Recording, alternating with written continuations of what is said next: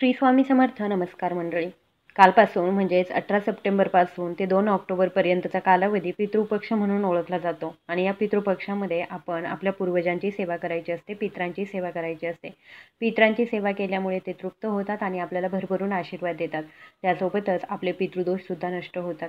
हे पितृदोष जर कमी करायचे असतील तर आपण नक्कीच काही उपाय पितृपक्षामध्ये करू शकतो. आणि जर तुम्ही काही गोष्टी केल्या नाही तर तुम्हाला पितृदोष जे आहे ते लागणार आहेत किंवा मग जर लागलेले असतील तर ते आणखी प्रखर होत जातात आणि त्यांचा त्रास आपल्याला होतो. जसं की घरामध्ये सतत वादविवाद, कटकटी होत राहणं, भांडणं होत राहणं, त्याचबरोबर घरामध्ये संतती प्राप्ती न होणं, संतती जर झालीच तर ती अंध, अपंग जन्माला येणं, लग्न न जमणं ही प्रखर पितृदोषाची लक्षणं असतात. आणि अशी लक्षणं जर आपल्याही बाबतीत दिसत असतील किंवा मग तुम्हालाही असं वाटत असेल की या गोष्टी आपल्या घरामध्ये घडतात, तर अशा वेळी तुम्ही पितृपक्षामध्ये नक्कीच काही उपाय करू शकता. त्यापैकीच आजच्या व्हिडिओमध्ये आपण काही उपाय बघणार आहोत की जे आपल्याला आवर्जून करायचे आहेत. तर बघा, पितृपक्षामध्ये आपण आपलं जे घर असतं तर घरामध्ये आपला जो मुख्य द्वार आहे त्याच्यावरती सकाळी उठल्या तांब्याभर किंवा अगदी ग्लासभर जरी पाणी शिंपडलं तरीसुद्धा चालेल. पण हे पाणी असं जर शिंपडलं तर त्याच्यामुळे आपले पितृ जे आहे ते तृप्त होतात आणि त्याच्यामुळे सकाळी उठल्या हे महत्त्वाचं काम जे आहे ते आपल्याला करायचंच आहे. त्याचबरोबर पितरांसाठी किचनमध्ये आपण एक दिवा जो आहे तो लावायचा आहे, जिथे पाण्याचा साठा असतो तिथे. त्याचबरोबर दक्षिण दिशेला एक दिवा लावा, त्याच्यामध्ये तीळ जे आहे ते टाकू शकता तुम्ही.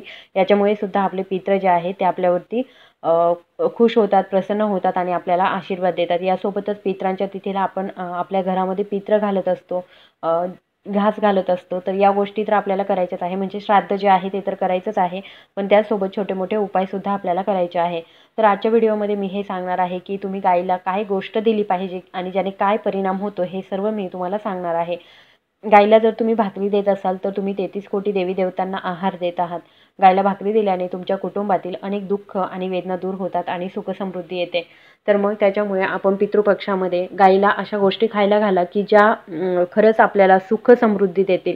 तर अशा कोणत्या गोष्टी आहे आणि आवर्जून त्या आपल्याला गाईला खाऊ घालायच्या आहेत. तर ते मी तुम्हाला सांगणार आहे. काय करायचं आहे, पितृपक्षामध्ये कोणत्याही एका दिवशी, ज्या दिवशी तुम्हाला वेळ मिळेल, ज्या दिवशी तुम्हाला जमेल, ज्या दिवशी तुम्हाला शक्य होईल आणि ज्या दिवशी तुमच्या आठवणीत येईल त्या दिवशी तुम्ही हा उपाय करा. कोणत्याही एक दिवस जरी केला तरीसुद्धा चालेल. 2 ऑक्टोबरच्या आतमध्ये, म्हणजे 18 सप्टेंबर ते 2 ऑक्टोबर हा 15-16 दिवसांचा जो कालावधी आहे, त्या कालावधीमध्ये तुम्हाला जेव्हा कधी वेळ मिळेल तेव्हा तुम्ही हा उपाय करू शकता. घरामध्ये एक चपाती बनवायची आहे. लक्षात ठेवा, चपाती बनवत असताना तिच्यासाठी शिळं पीठ असेल तर त्याची चपाती गाईला चारू नका किंवा मग शिळी चपाती बनवलेली असेल तर ती घेऊ नका. आपल्या स्वतःसाठी आपण जसं ताजं पीठ मळतो आणि त्याची चपाती बनवतो ती खातो, तर त्या चपात्या बनवतानाच आपल्याला सर्वात पहिली चपाती जी आहे ती आपल्याला गाईसाठी बनवायची आहे. एक चपाती बनवून घ्यायची, सर्वात पहिली असली तर अतिशय उत्तम. आणि त्या चपातीमध्ये आपल्याला थोडेसे तांदूळ जे आहेत, अखंड तांदूळ जे आहेत ते टाकायचे आहे आणि त्याचबरोबर थोडासा गूळ जो आहे तो टाकायचा आहे. या 3 वस्तू आवर्जून टाका. तांदूळ, गूळ आणि चपाती. त्याच्यावरती थोडीशी हळद आणि तूपसुद्धा तुम्ही टाकू शकता. आता तुम्हाला जर असं वाटत असेल की नको, तांदूळ नको टाकायला, तर तुम्ही तांदळाची जर खीर बनवलेली असेल तरीसुद्धा चालेल. तुम्ही खीरसुद्धा ठेवू शकता या चपातीवरती, जर तुमच्या घरामध्ये खीर बनलेली असेल तर. आणि असा नैवेद्य जो आहे तो आपल्या घरासमोर आपल्याला एखाद्या गाईच्या तोंडामध्ये द्यायचा आहे. म्हणजे आता अगदीच घराजवळ जर तुमच्या गायी येत नसेल तर तुम्ही आजूबाजूला, तुमच्या घराच्या आजूबाजूला जिथे कुठे गायी असतील त्यांना सुद्धा हा नैवेद्य देऊ शकता. पितृपक्षामध्ये सकाळी लवकर, म्हणजे 9-10च्या दरम्यान तरी तुम्हाला जर गाय दिसली तर तुम्ही हा उपाय जो आहे तो नक्की करा. तुम्ही जर गाईला अशी चपाती खायला दिली तर तुमचे पितृदोष जे आहेत ते दूर होतील. पृथ्वीवरील कोणत्याही भुकेल्या किंवा तहानलेल्या प्राण्याला अन्न आणि पाणी देणं हे महान पुण्यकार्य मानलं जातं आणि त्याचमुळे पितृपक्षामध्ये पितरांची सेवा म्हणून तुम्ही गाईला जर अशी पोळी दिली तर नक्कीच गाईचे आशीर्वाद, पितरांचे आशीर्वाद, माता लक्ष्मीचे आशीर्वाद आपल्याला लागणार आहेत आणि त्याचबरोबर आपल्या जीवनामध्ये सुद्धा सुखसमृद्धी येणार आहे. गाईला खायला दिल्याने आपल्याला पुण्यासह अनेक फायदे होत असतात. गाईच्या पोटामध्ये 33 कोटी देवतांचा वास असतो आणि त्याच्यामुळे 33 कोटी देवी देवतांना आहार देण्याचं पुण्य आपल्याला लाभतं आणि म्हणून हे पितृपक्षामध्ये आपण हे कार्य जे आहे ते करायला हवं. गाईला जर तुम्ही अशा गोष्टी खायला देत असाल तर तुमच्या कुटुंबातील अनेक दुःख आणि वेदना दूर होतात आणि तुमच्या घरामध्ये सुख समृद्धीसुद्धा येण्यास मदत होते. नेहमी पहिली भाकरी गाईला खायला द्यावी. उत्तम लाभ मिळण्यासाठी भाकरीला तूप आणि गूळ लावून गाईला खायला देऊ शकता. फक्त पितृपक्षामध्येच नाही तर बाकीच्या दिवसांमध्ये सुद्धा तुम्ही हे करू शकता. असं म्हटलं जातं की गाईला रोजची भाकर पुरवणाऱ्या व्यक्तीच्या सध्याच्या पिढ्यांबरोबरच येणाऱ्या पिढ्यांनाही त्याचं पुण्य प्राप्त होतं आणि दुःख आणि वेदनांपासून बचाव होतो.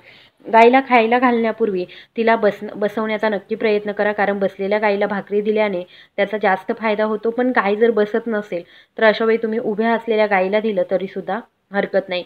गाईला भाकरीसोबत गूळ खायला दिल्याने आपले जरुरीचे कामं जे आहेत ती पूर्ण होतात. एवढंच नाही तर तुमची बरीच अडलेली कामंसुद्धा पूर्ण होतात. नेहमी लक्षात ठेवा की कोरडी किंवा मग शिळी भाकरी गाईला कधीच खायला देऊ नका. दारात येणाऱ्या गाईला कधीच उपाशीसुद्धा जाऊ देऊ नका. दारात येणाऱ्या भुकेल्या गाईला भाकरी खाऊ घातल्याने तुमची अनेक दुःखे दूर होतात. जर तुमच्या घरामध्ये नेहमी अशांततेमुळे भांडणं होत असतील तर दुपारी तयार केलेली भाकरी गाईला खायला द्यायची आहे.